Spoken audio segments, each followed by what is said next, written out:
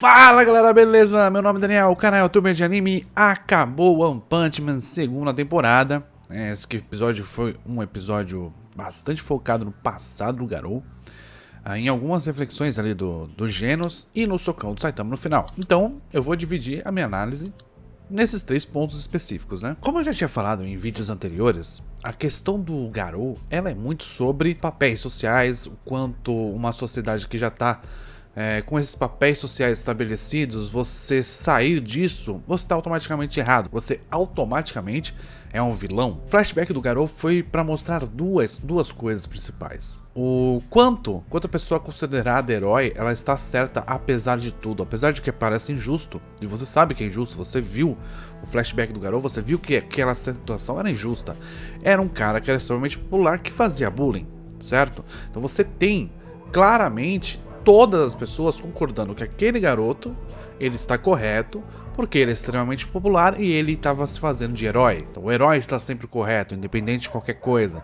Que é um pouco do que eu falei no vídeo passado, inclusive, onde você tem uma sociedade. Se você tem uma sociedade onde o herói está sempre certo, você acaba ignorando o heroísmo de outras pessoas que não são heróis, que foi o caso do Garou. Ou você considera monstro aquele que vai contra a sociedade, que vai contra o que está estabelecido como correto. Então o flashback do Garou veio para demonstrar mais ainda na sua cara de que o que o Garou passou, ou seja, esse bullying, é só um reflexo da sociedade, onde você tem um representante, esse representante significa necessariamente a justiça. É sobre as pessoas que são fracas, que podem estar sendo abusadas nesse poder, ou seja, isso que o moleque fez foi um abuso de poder, já que ele é justiça, certo?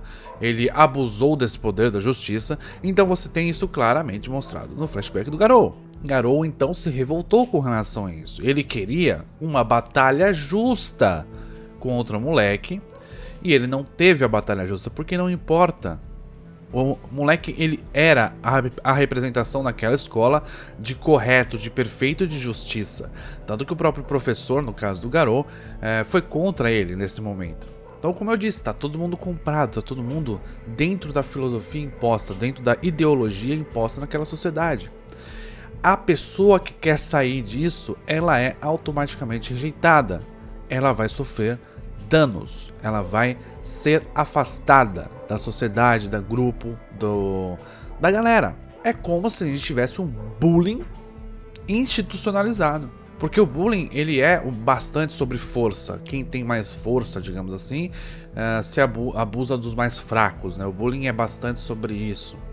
O bullying é sobre quanto as pessoas se unem para fazer mal a uma determinada pessoa, né? Ou quanto a influência de um influencia os outros a fazerem mal a uma determinada pessoa. E isso está meio que institucionalizado, porque se você tem uma pessoa que tem força bastante para chegar no auge da sociedade, então, por exemplo, um herói, e essa pessoa não tem necessariamente uma moral heróica, por exemplo, Metal Knight, certo? Que tem uma moral bem duvidosa, apresentada no anime e no mangá até agora, certo?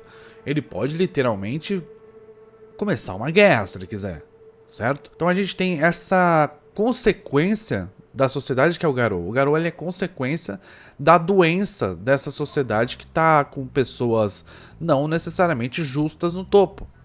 E a conclusão final do Garou é que para você se rebelar contra a sociedade, que é para você injusta, você às vezes tem que se tornar o que é oposto a ela. Para você poder fazer alguma coisa contra ela, para você transformar esse mundo, você precisa mostrar a esse mundo que o oposto é possível, né? Se você tem, por exemplo, uma ditadura, você tem que mostrar que a democracia é possível. Como é que você vai lutar contra uma ditadura? Como é que você vai lutar contra uma sociedade que se autoimpõe como correta? Então, é uma discussão também política, mas é uma discussão muito mais sobre se você tá em um ambiente injusto, você precisa se rebelar. Como é que você vai fazer isso? Como é que você vai sair da lei? Como é que você vai sair do que está imposto O que você vai ter que dar de você mesmo para poder contribuir com um mundo mais justo, já que aquilo está injusto. Isso fala muito também sobre lei e justiça. Se a lei é injusta, por que você deve segui-la? No Brasil você deve segui-la necessariamente, porque senão você vai preso. Então, se existe uma lei injusta, qual é? Não sei. Mas se existe uma lei injusta, o que você faz com isso? Bom, no caso do Garou, ele resolveu ser um monstro. Só que perceba que é muito mais sobre justiça do que ser monstro. Se fosse só ser monstro, ele mataria todos os heróis classe A e B. Ele não matou os classe A e B, ele chegou num ponto que deixou eles inconscientes, mas ele não matou ninguém até agora, o Garou, e provavelmente não vai matar, porque a questão dele não é ser um monstro. A questão dele é subjugar os heróis. A questão dele é mostrar para o mundo que há uma possibilidade que podem haver pessoas, inclusive, com outro senso de justiça, certo? E que os fracos devem ser protegidos, os fracos devem se rebelar, os fracos devem mostrar que eles existem e que eles podem e têm força para transformar esse mundo que é injusto para eles, ou seja, para os fracos, em outro mundo, um mundo diferente. Na batalha do Genos, a gente tem acesso a mais da personalidade do próprio Genos. Vocês têm que perceber uma coisa, o Genos, ele dificilmente batalha para defender alguém. Ele batalha para derrotar monstro. Quando o King falou isso pro Saitama lá atrás, você deveria se preocupar em salvar as pessoas e não matar monstro.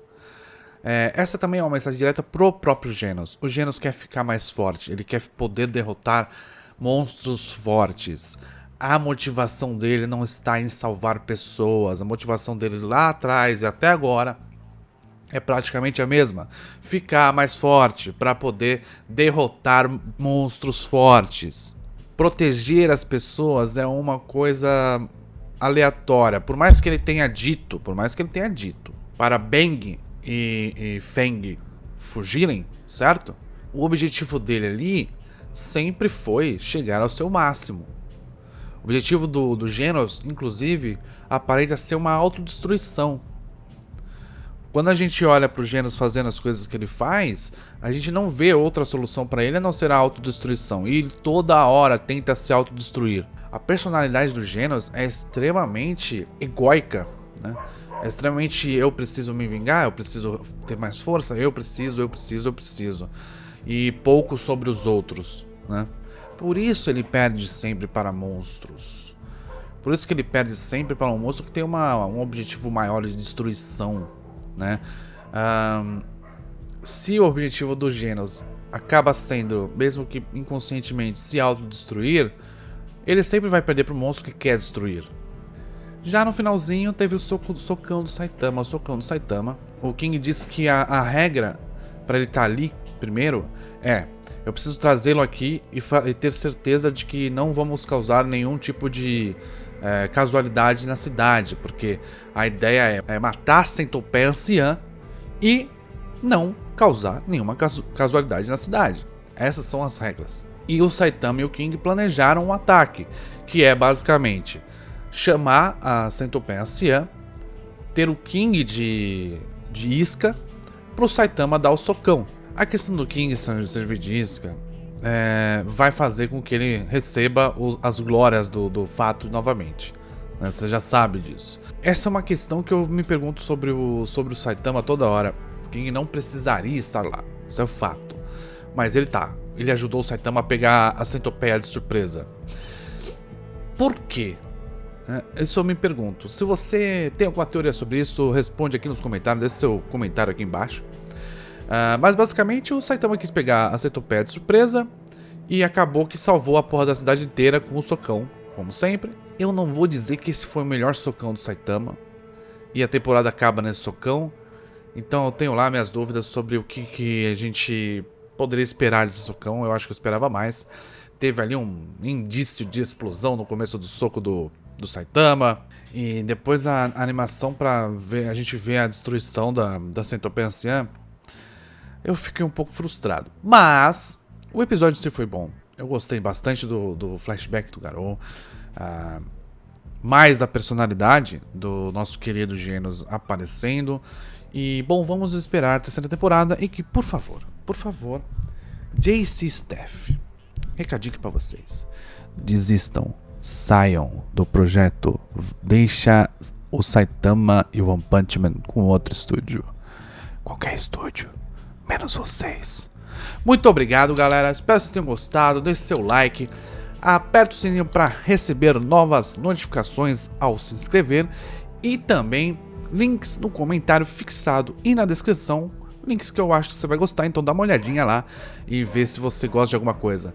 É isso, galera, muito obrigado, valeu, falou!